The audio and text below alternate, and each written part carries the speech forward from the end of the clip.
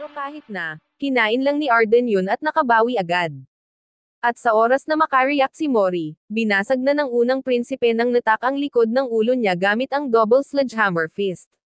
Tumama ng malinis at bumagsak ang Monkey King, pero agad siyang gamulong palayo bago pa makasunod si Arden ng isa pang atake. Akala ni Mori ligtas siya sa malayo sa kalaban, pero nag-teleport si Arden sa harap niya at binigyan siya ng ilang haymakers na nagpatalbog sa ulo niya na parang pinball. Pero, huwag mong susukwan ang Monkey King, dahil pinatunayan ni Mori na hindi lang siya puro pa-flashy na stand-up taekwondo kicks nang hawakan niya ang kamay ni Arden habang sumusuntok at nilok ang prinsipe sa isang mahigpit na reverse triangle choke. Nang nakalok ang triangle ni Mori, nag-desperate si Arden. Kaya, nag-summon siya ng sandata na tinatawag na Inferno Wheel at sinubukang basagin ang ulo ni Mori gamit nito.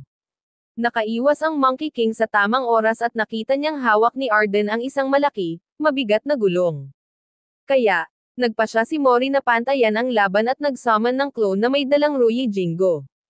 Ibinigay ng clone sa kanya ang staff at naglaban ang dalawang kalaban gamit ang kani-kanilang sandata. Sa huli, nakahanap si Arden ng opening at ginamit ang kanyang Inferno Wheel para tamaan ang Ruyi Jingo at putulin ito sa kalahati. Hindi makapaniwala si Mori na nabasag ang kanyang trademark na sandata, kaya agad siyang nagdepensa at nagsimulang umiwas sa barrage ni Arden. At, nang makahanap siya ng butas sa depensa ng prinsipe, inutusan ni Mori ang debris ng Ruyi Jingo na lumaki at naging malalaking tipak ng bato na ibinato kay Arden. Hinati ng unang prinsipe ng natak ang higanteng debris gamit ang Inferno Wheel, pero ito lang ang nagbigay ng opening kay Mori para i-resummon ang kanyang staff at hampasin si Arden sa tagiliran. Pero, hindi nagsisinungaling si Arden nang sabihin niyang ang katawan niya ay gawa sa napakatigas na material. Muling nabasag ang Ruyi Jingo at nag-counter si Arden ng siko sa mukha ni Mori. Pagkatapos ay inilayo niya ang Monkey King ng ilang metro bago naghanda para sa isa pang Inferno Wheel Bash. Nakita ito ni Mori at, na parang instinct, nag-summon siya ng isa pang clone para bigyan siya ng bagong Ruyi Jingo. Nagkaroon muli ng pagtatalo ang dalawang mandirigma at si Mori ang nanalo sa pagkakataong ito, dahil matagumpay niyang nabasag ang Inferno Wheel. Ngunit, tulad ng Ruyi Jingo, nagamit pa rin ni Arden ang kapangyarihan ng sandata kahit basag na ito. Inutusan niya itong sumabog at ang debris ng Inferno Wheel ay sumabog sa harap ng mukha ni Mori sa parehong oras nang inutusan niya ang debris mula sa kanyang mahiwagang staff na patuloy na tamaan ang prinsipe ng natak. At dahil parehong wala na ang kanilang mga gamit, nagkaroon ng matinding santukan ang dalawa. Nagpalitan ng suntok sina Mori at Arden, ngunit sa huli ay si Arden ang nakalamang kay Mori nang mapansin niyang nabali ang braso niya sa tatlong lugar mula sa impact ng kanilang palitan. Naghanda si Arden para ibigay ang killing blow. Pero nag-classic renewal taekwondo high kick ang Monkey King bago pa makakonekta ang prinsipe. At, hindi nag-aksaya ng oras si Mori, dahil nag-summon siya ng 5 clones, bawat isa ay may dalang mahiwagang staff. Kinuha niya ang 5 stick mula sa kanyang mga kopya at sinimulang tamaan muli si Arden sa tagiliran. At, oh man, naramdaman ito ni Arden. Sobra kaya huminto siya sa pagpigil matapos tamaan at nag-summon ng mas bago, mas malakas na sandata sa kanyang arsenal, ang Lightning Blade. Literal na gaya ng inilarawan, isang espada na gawa sa purong kuryente. Sinubukan ni Arden na hiwain si Mori gamit ito, at napakalakas nito na hindi lang ang kanilang stage ang nahati, kundi ang buong Sage Realm ay nahati. Nang ibaba ni Arden ang kanyang blade. Nang hamupa ang alikabok, nakita namin na naharangan ni Mori ang Lightning Blade gamit ang kanyang kamay, ngunit matagumpay pa rin si Arden na ipasok ang kanyang espada sa kaliwang balikat ni Mori. Sinubukan ng unang prinsipe ng natak na ipasok pa ang blade sa katawan ng Monkey King para tuluyang hatiin siya, ngunit pinagsama ni Mori ang lahat ng kanyang reserba para pigilan ito. Tinanong niya si Arden kung ano ang problema niya sa mga nilalang mula sa Sage Realm, at sinabi ni Arden na iyon ang kanyang layunin sa buhay. Sa parehong sandali, hinati ni Arden ang Lightning Blade sa dalawa at naghanda na saksakin si Mori. Hindi niya alam, nag-summon lang si Mori ng isa pang clone at inutusan niya itong sampalan muli ang tagiliran ni Arden. Handa na sanang saksakin ng unang prinsipe nang natak si Mori sa mukha nang siya ay maparalisa. Naguluhan si Arden sa nangyayari, at inihayag ni Mori na tina-target niya ang tagiliran ni Arden simula nang gumamit sila ng mga sandata sa laban na ito.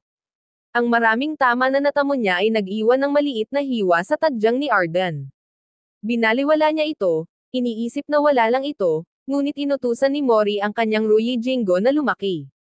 At, sa sandaling iyon, malalaking tipak ng sandata ang sumabog mula sa tadyang ni Arden, na nagpawalang bisa sa prinsipe.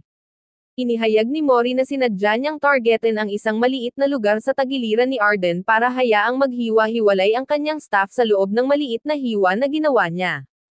Ito ang nagpahintulot sa kanya na maglagay ng bitag sa loob ng katawan ni Arden, at ito ang kanyang pinakawalan ngayon. Sa sandaling iyon, nag-full boss mode si Mori at inutusan si Arden na kanselahin ang self-destruct mechanism ng Sky Whale.